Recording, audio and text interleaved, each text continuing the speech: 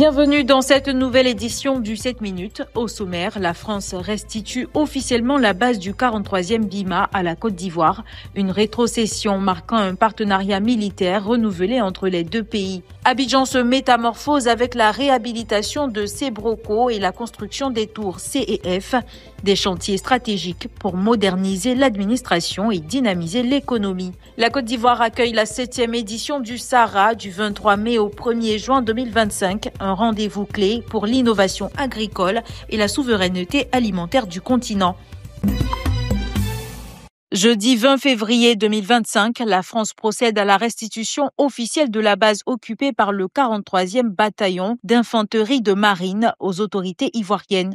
Situé dans la commune de Port-Bouët, ce camp militaire porte désormais le nom de camp Thomas Dakin Ouattara, en hommage au premier chef d'état-major de l'armée ivoirienne. La cérémonie officielle qui se tient aujourd'hui réunit les ministres de la Défense des deux pays. Cette rétrocession marque l'aboutissement de 2 années de discussions entre la Côte d'Ivoire et la France. À cette occasion, le ministre d'État, ministre de la Défense, Téné Birahima Ouattara, s'est exprimé sur RFI. La rétrocession du 43e BIMA est un symbole fort. Nous sommes convenus d'avoir un nouveau partenariat. Nous proposons de consolider la coopération de nos forces conventionnelles, de renforcer l'appui de la partie française sur le volet renseignement et les forces spéciales, et enfin de contribuer à la montée en puissance de l'armée de l'air de Côte d'Ivoire. La coopération militaire continue avec la France. Cette rétrocession symbolise une nouvelle ère dans les relations de défense entre la Côte d'Ivoire et la France, marquée par un partenariat renouvelé, axé sur le renforcement des capacités militaires ivoiriennes et la consolidation de la coopération stratégique dans la sous-région. Le PDCI RDA contre-attaque après l'assignation en justice réclamant la destitution de Tidjane Thiam. Mercredi 19 février, Soumaïla Bredoumi, porte-parole du parti, a tenu une conférence de presse pour énoncer ce qu'il qualifie de montage grossier. Il faut être membre du PDCI RDA. Il faut adhérer. Il faut avoir 16 ans. Il faut être à jour de ses cotisations. Oui ou non, M. Thiam est membre du PDCI RDA, oui. Est-ce qu'il est ivoirien? Même s'il a 10 nationalités, à partir du moment où il y a la nationalité ivoirienne, il est ivoirien. Au moment où on le votait. Est-ce qu'il a plus de 10 ans au bureau politique? Oui. Il peut être candidat. On fait de la manipulation. Et aujourd'hui, il est président. Donc, le président Thiam remplit toutes les conditions du président du PDCI RDA. Ce que l'on doit noter, c'est que c'est une stratégie orchestrée pour dénigrer.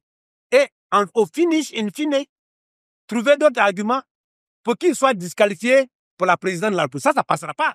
Des propos fermes, le porte-parole balaie les accusations sur la nationalité de Thiam et le non-respect des statuts du parti, en particulier l'article 41. Il affirme que toutes les procédures ont été scrupuleusement respectées. Le procès est prévu pour le 27 février 2025, mais Soumaïla Bredoumi assure que le parti reste concentré sur ses objectifs et que Tidjane Thiam demeure à la tête du parti avec la pleine légitimité de son élection. Sébroco, Tour C, Tour F, 3 chantiers emblématiques qui redessinent peu à peu le visage d'Abidjan. Mercredi 19 février 2025, Bruno Koné, ministre de la Construction et de l'Urbanisme, a fait le tour de ces projets phares pour évaluer leur avancement. Première étape, l'hôtel Sébroco. En pleine réhabilitation, ce bâtiment historique s'apprête à retrouver toute sa splendeur. Objectif, offrir un espace administratif moderne, symbole du renouveau urbain. Direction ensuite la Tour F. Ce gratte-ciel imposant, futur centre d'affaires du plateau, commence à marquer la skyline d'Abidjan. Bureaux et commerces cohabiteront dans un espace moderne et dynamique. Dernière étape, la Tour C. Les finitions s'accélèrent, livraison prévue dans les prochains mois pour un bâtiment qui abritera bientôt des services administratifs essentiels. Les dates sont variables. On a dit avril pour Sébroco. On a dit septembre à peu près pour la tour C, où nous nous trouvons. Et puis, nous pensons qu'en avril, la structure extérieure de la tour F sera achevée. Bien entendu, il restera encore des gros travaux à faire à l'intérieur de la tour jusqu'à son équipement. Et ça peut prendre encore 1 à 2 années au maximum. Avec ces chantiers, Abidjan s'offre un nouveau souffle architectural, une transformation qui accompagne la modernisation de l'administration ivoirienne et le développement économique du pays. La Côte d'Ivoire se prépare à accueillir la 7e édition du Salon de l'agriculture et des ressources animales, un événement phare du secteur agroalimentaire africain. Je réaffirme notre engagement résolu à faire de cette 7e édition un événement mémorable et couronné de succès. Ensemble, nous ferons de cette 7e édition une étape déterminante pour l'agriculture ivoirienne.